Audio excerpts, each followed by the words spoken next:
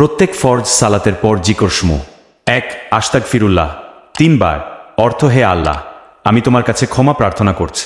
2 আল্লাহুম্মা আনতাস সালাম ওয়া মিনকাস সালাম তাবারাকতা ইয়া জালজালালি ওয়াল ইকরাম 1 বার।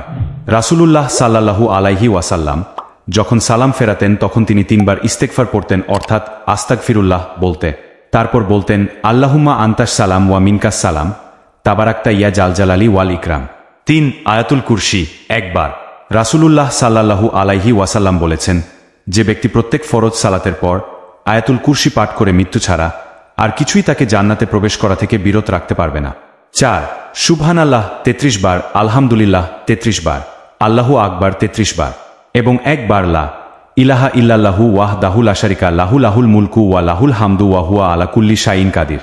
রাসূলুল্লাহ সাল্লাল্লাহু আলাইহি ওয়াসাল্লাম বলেছেন, যে ব্যক্তি প্রত্যেক নামাজের পর 33 বার সুবহানাল্লাহ 33 বার, আলহামদুলিল্লাহ 33 বার, আল্লাহু আকবার পড়ে এবং 100 বার পূর্ণ করার জন্য 1 বার লা ইলাহা ইল্লাল্লাহু ওয়াহদাহু লা শারিকা লাহু লাহুল মুলকু ওয়া লাহুল হামদু ওয়া হুয়া আলা কুল্লি শাইইন কাদির পড়ে তার সমস্ত গুনাহ ক্ষমা করে দেয়া হয়, যদিও তা সাগরের ফেনাপুঞ্জের সমতুল্য।